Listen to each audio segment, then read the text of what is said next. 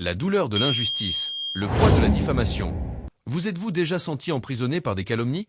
Dans cette vidéo, nous allons dévoiler ensemble le chemin vers le dépassement. Découvrez comment transformer la douleur en force, l'indignation en sagesse. Préparez-vous à une marche de résilience et de pardon, où la dignité s'épanouit même au milieu de l'adversité. Permettez-vous de redécouvrir la beauté de la vie, la force de l'esprit humain et la capacité de renaître, plus fort et intègre. Ne laissez pas la calomnie et la diffamation vous affecter. Nous pouvons tous être confrontés à la calomnie à un moment donné. Cependant, il est important de la surmonter, en menant votre vie de manière à ce que la personne qui vous calomnie n'ait aucune justification.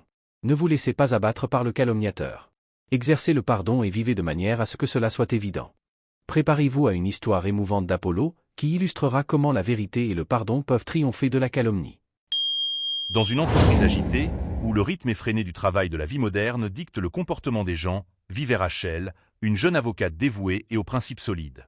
Son bureau, situé au 10e étage d'un immeuble imposant au centre de l'entreprise, était un refuge de justice et d'éthique au milieu de l'agitation du monde des affaires. Cependant, Rachel était confrontée à un défi qui ébranlait sa carrière et sa paix intérieure, la diffamation. Rachel s'était toujours distinguée par son éthique professionnelle et son dévouement. Dès le début de sa carrière, elle s'était efforcée de construire une réputation basée sur l'honnêteté et la compétence. Ses journées étaient remplies de réunions, d'audiences et d'innombrables heures d'études de cas. Elle croyait que la justice était le fondement d'une société équilibrée et luttait sans relâche pour la défendre. Cependant, au milieu du succès et de la reconnaissance, une ombre commença à se former. Charles, un collègue de travail qui avait toujours envié l'ascension de Rachel, commença à répandre de mauvaises rumeurs à son sujet. Les calomnies se propagèrent rapidement dans les couloirs de l'entreprise, et Rachel se retrouva au milieu d'un tourbillon de fausses accusations qui menaçaient de détruire sa réputation. Rachel était connue pour son intégrité et sa compétence. Ses consultants et ses clients lui faisaient confiance, et ses collègues la respectaient. Mais tout commença à changer lorsque Charles, poussé par l'envie, commença à répandre des mensonges à son sujet. Il l'accusait de manipuler des preuves, de favoriser des clients en échange d'avantages personnels et d'autres pratiques contraires à l'éthique. Les calomnies étaient si bien élaborées que même certains de ses collègues les plus proches commencèrent à douter de son intégrité. Rachel sentit le poids des accusations comme un fardeau insupportable. Elle, qui s'était toujours enorgueillie de son honnêteté, voyait maintenant sa réputation ternie par des mensonges. La douleur était intense, mais elle savait qu'elle ne pouvait pas se laisser abattre. Elle devait se battre pour la vérité et prouver son innocence. Rachel se sentit trahie et blessée. Les paroles de Charles résonnaient dans son esprit, et elle commença à douter d'elle-même. Cependant, au milieu de la tempête, elle trouva la force de ne pas se laisser abattre. Elle décida qu'elle ne permettrait pas à la diffamation de la définir. Elle commença à enquêter sur les accusations et à rassembler des preuves qui prouveraient son innocence. Elle passa des nuits blanches à réviser ses dossiers, à recueillir des témoignages de clients et de collègues qui pourraient attester de son intégrité. Chaque document, chaque email, chaque conversation était analysée minutieusement. Rachel savait que la vérité était de son côté et qu'avec de la persévérance, elle réussirait à le prouver. Pendant cette période, elle chercha également du soutien dans sa foi. Rachel avait toujours été une personne spirituelle, et dans les moments difficiles, elle trouvait du réconfort dans les paroles de la Bible.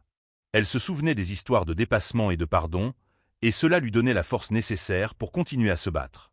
En même temps, Rachel était confrontée au défi de maintenir sa routine professionnelle. Elle devait continuer à servir ses clients et à gérer les affaires en cours. La pression était immense, mais elle savait qu'elle ne pouvait pas faiblir.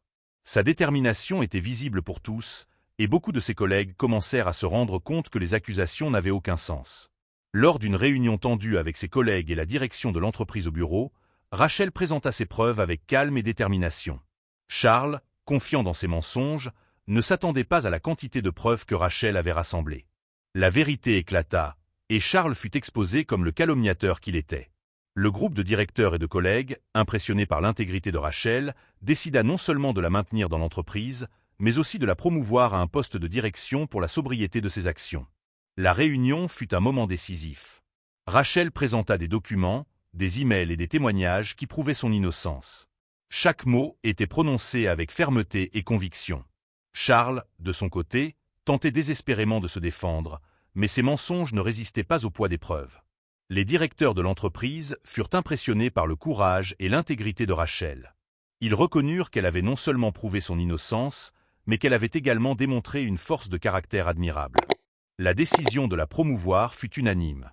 Rachel deviendrait la nouvelle responsable du département juridique, un poste qui exigeait encore plus de responsabilité et de dévouement. Rachel quitta la réunion la tête haute et le cœur léger. La diffamation ne l'avait pas détruite. Au contraire, elle l'avait renforcée. Elle confirma que son intégrité constante et sa capacité à pardonner lui apportaient toujours d'excellents résultats et l'aidaient à vivre dans la vérité. Elle avait décidé il y a longtemps de vivre sa vie de manière à ce que personne ne puisse douter de son intégrité. Son histoire se répandit dans toute l'entreprise, inspirant les autres à affronter la calomnie avec courage et dignité.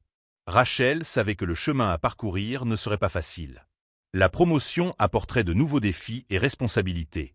Cependant, elle était prête à les affronter avec la même détermination et la même intégrité qui l'avait conduite jusqu'à présent. Son expérience lui avait appris que la vérité finit toujours par prévaloir et que le pardon est une force puissante.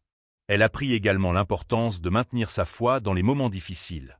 La Bible fut une source constante de réconfort et de conseils, et elle savait qu'elle continuerait à y chercher la force nécessaire pour surmonter tout obstacle.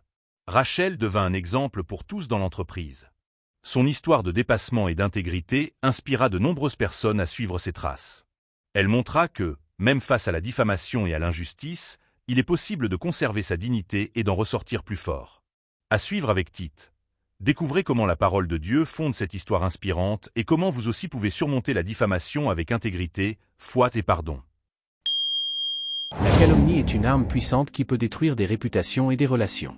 Cependant, la Bible nous enseigne que ceux qui répandent des mensonges et de la haine sont des insensés. Dans Proverbe 10h18, il nous est rappelé que la vérité finira toujours par prévaloir sur le mensonge. Rachel, dans notre histoire, a fait face à la calomnie avec courage et détermination, prouvant que l'intégrité et la vérité sont les meilleures défenses contre la diffamation. La langue peut être un outil puissant pour le bien ou pour le mal. Dans Jacques 3, 5-6, nous sommes avertis du pouvoir destructeur des mots.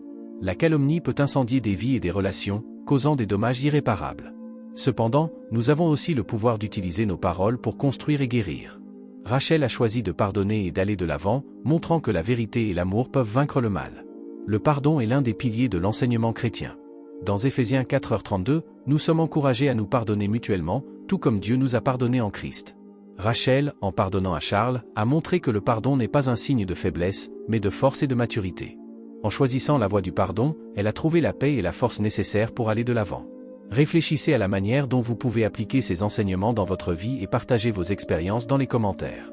La sagesse partagée résonne-t-elle en vous? Éveillez la réflexion, comment la transformer en action sur votre chemin? Partagez vos expériences et vos apprentissages pour renforcer vos pensées. Votre voix inspire. Ensuite, Apollo vous apportera des éclairages intéressants sur ce qui a été vu. L'histoire de Rachel est un phare de résilience. Même sous le poids de la diffamation, son intégrité reste inébranlable. Les calomnies blessent, mais elles ne définissent pas l'essence de ce que nous sommes. Le pardon est un acte de libération, ouvrant la voie à la paix intérieure et à une force inébranlable. La vérité, comme une graine plantée, germe et fleurit, révélant l'authenticité derrière les masques. Nos actions, comme un témoignage silencieux, résonnent plus fort que tout mensonge, construisant un héritage d'intégrité et de vérité. Nous vous serions très reconnaissants de bien vouloir prendre un moment pour aimer cette vidéo. Cela peut sembler une petite action, mais cela nous aide à continuer à offrir de bons messages et de bonnes réflexions. Abonnez-vous à la chaîne et activez la cloche de notification pour ne pas manquer nos futures réflexions. Vos commentaires comptent également beaucoup pour nous. Si vous trouvez utile ce que nous partageons, partagez-le également. Il y aura toujours des personnes ayant besoin d'une bonne pensée. Laissez-nous votre commentaire et vos centres d'intérêt afin que nous puissions vous aider dans de futures vidéos. Ici, nous continuerons à échanger et à nous améliorer. Abonnez-vous à la chaîne et activez la cloche de notification pour ne pas manquer nos futures réflexions. N'oubliez pas de consulter la description de cette vidéo. Lorsqu'il y en a, c'est là que nous laisserons des avis et des compléments de lecture pour vous. Nous vous sommes reconnaissants d'être ici. Vous vous êtes senti intrigué? Le voyage de connaissance de soi et d'évolution est continu. Il y a une prochaine vidéo soigneusement sélectionnée pour enrichir votre vision. Cliquez et permettez-vous d'explorer de nouvelles possibilités. Votre présence nous est essentielle.